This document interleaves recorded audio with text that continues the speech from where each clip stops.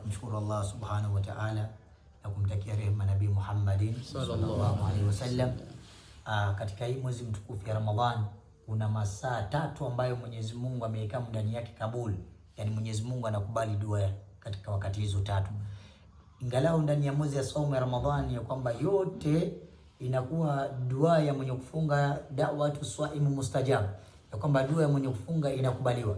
Lakini kuna masaa 3 katika mwezi mtukufu ya Ramadhani ni ashadul istijaba, yani Mwenyezi Mungu anajibu zaidi madua na anatoa watu wengi katika moto ya Jannah.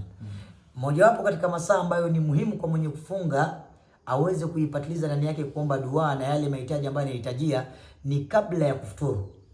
Yani kabla ya kufuturu jisaji moja mpaka time ya kufuturu kwa kuomba, na baada wakati akishafuturu ile wakishadhina Allahu akbar, akishatia tende na maji, hiyo time hapo Mwenyezi Mungu katika hadithi Mtume anasema Mwenyezi Mungu anatoa watu alf na maelfu alladhina kadistawjabul adhab kadistawjabun nar, wala ambao walikuwa tayari washaandikiwa kwamba lazima waingie katika moto ya Jahannam, lakini katika hiyo time Mwenyezi Mungu anatoa watu maelfu na maelfu ndani ya moto ya Jahannam. Kwa hivyo pale wakati ya kufuturu dua ni mustajab kabisa, na Mungu anatoa watu maelfu na maelfu ndani ya moto ya Jahannam. Hiyo ya kwanza.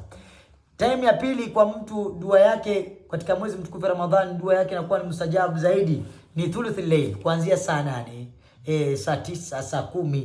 Hizi time ambayo ni time za tajalliyat Mwenyezi tajalliyat ya Mwenyezi Mungu. Mwenyezi Mungu anauliza hal min sa'ilin fa uti wa hal min mustaghfirin fa aghfir lahu wa hal min ta'ibin fa atubu alayhi. Hii time hii ni mustajabu zaidi.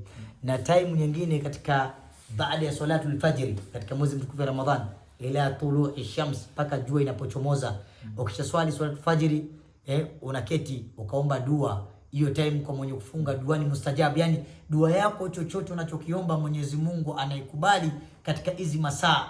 Lakini kwa jumla dua ya mwenye kufunga katika wakati yoyote inakubaliwa, lakini kuna zile masaa ambazo waulama wameweka mikazo na hadithi Mtume SAW amezizungumzia. Kwa hivyo tumefanya dua katika wakati nzuri, katika mwezi nzuri, katika saa nzuri ambayo tunatarajia Mwenyezi Mungu Subhanahu wa Ta'ala aweze kutakabali dua zetu. Tumewaombea wa marehemu, mmoja katika Mwenyezi Mungu kutufungulia milango za baraka. Mwenyezi Mungu Subhanahu wa Ta'ala ameweka kwamba sisi tuliobaki hai tuwaombee waliokufa, kwa sababu na wao wanatuombea. Laula duaul ahya'i lil amwat la halaka al amwat, ingelikuwa sio dua ya wale waliokuwa hai kuombea waliokufa huko makaburini wangekuwa wameangamia.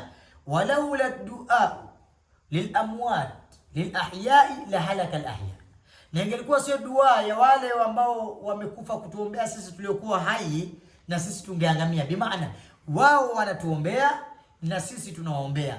Laiti sio dua zetu tukiwaombea wao wangeangamia, na laiti ingelikuwa sio dua zao wao kutuombea sisi, pia sisi tungeangamia. Kwa hivyo sisi tukiwaombea na wao wanatuombea. Kwa hivyo kila ukiombea watu ambao wamefariki na wao wanafanyaje? Wanakuombea. Hivi sasa wote wale ambao tumewataja katika jina hapa wanakuombea, kwa sababu dua hizi zinaondoka hapa zinakwenda katika kaburistani, katika makaburi zao, wanaambia fulani bin fulani amewaombea, na wao pia wanakuombea wewe. Ndio kwa maana mtu ambaye anaombewa marehemu, mmoja wapo katika faida anayopata, anapata kufunguliwa milango za riziki, anapata kuombewa na wale waliokufa, kwa sababu wako katika alamul barzakh, alamu barzakh ambao wanatuombea na wanatuona. Kwa hivyo tunapowaombea na wao wanatuombea sisi dua. Jambo la pili, tumesoma jaushani hapa. Hii jaushani ya kuondosha balaa.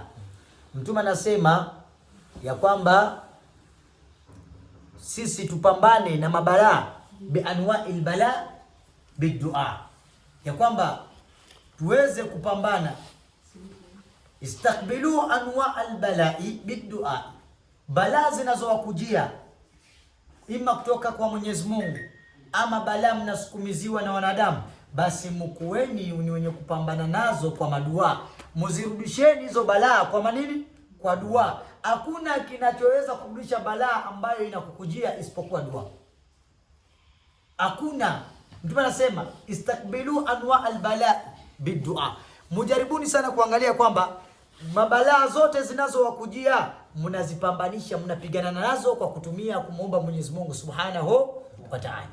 Kwa hivyo dua ni moja katika silaha za kupambana na mabalaa, na ndio Mtume akasema ad-du'a silahul mu'min, kwamba dua hizi ndio silaha ya mu'min, ndio silaha yetu ambayo tunaitumia katika kupambana na mabalaa. Tuko pamoja? Kwa hivyo tumesoma dua. Jaushani ipo katika kuondosha mabalaa, kila type ya balaa. Tunatarajia kwamba Mwenyezi Mungu atatuondoshea balaa. Tumeweza kumswalia Mtume Muhammad sallallahu alaihi wasallam. Nyumba ambayo inamswalia Mtume, basi hiyo nyumba inapata baraka. Wenyewe katika afya yao wanapata baraka, katika watoto yao wanapata baraka, katika kazi zao wanapata baraka, katika mambo yao yote wanapata baraka, kwa sababu ya kumswalia Mtume Muhammad sallallahu alaihi wasallam. Kwa nini? Kwa sababu Mtume sallallahu alaihi wasallam katika nyumba ambayo ndani yake anaswaliwa yeye anahudhuria kiruhiyan, kiroho anakuwepo. Na ndio tunaona pale katika barazani wamesema wakad istahsana alqiyamu inda dhikri maulidi sharifi a'immatu dhawi riwayati wa rawiya, ya kwamba ni sunna kusimama pale tunapotaja kuzaliwa kwa Mtume. Wamesema maimamu wa hadith, aima wa hadith wameifanya ya kwamba ni sunna kusimama kwa kumheshimu Bwana Mtume Muhammad. Anahudhuria kiroho Bwana Mtume Muhammad sallallahu alaihi wasallam, roho yake inahudhuria katika majalisi yake. Mtume sallallahu alaihi wasallam roho yake inahudhuria katika zile jalsa ambayo yeye anatajwa, ndio roho yake Mtume sallallahu alaihi wasallam inahudhuria Bwana Mtume Muhammad. Na ikiwa roho yake itahudhuria sehemu, basi jua ya kwamba ile sehemu inabakisha athari ya baraka zake Bwana Mtume Muhammad. Ndio kwa maana nyumba yote inapokuwa ndani yake kuna kumswalia Bwana Mtume Muhammad, basi ile athari ya roho ya Mtume na baraka za Bwana Mtume Muhammad inabaki katika ile nyumba, inabaki pale. Na swala ya Mtume inafungua kila mlango. Inna swalata ala al-Mustafa miftahu kulla babi mughlaqin, hakika ya swala ya Bwana Mtume Muhammad ndio ufunguo peke yake inayefungua kila mlango yako iliyokuwa imefungika. Ukitaka ifunguke, inafunguliwa na swala ya Mtume. Kwa hivyo milango zetu zote ambazo zilikuwa zimefungika, sasa hivi kwa sababu ya kumswalia Mtume zitafunguka na zimefunguka. Kwa hivyo ibada ambazo tumezifanya ni ibada kubwa, ibada za kumswalia Bwana Mtume Muhammad.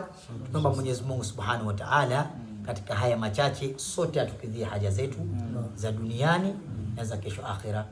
Mwenyezi Mungu atujalie min alladhina yastami'una alqawla yattabi'una ahsana, walhamdulillahi rabbil alamin.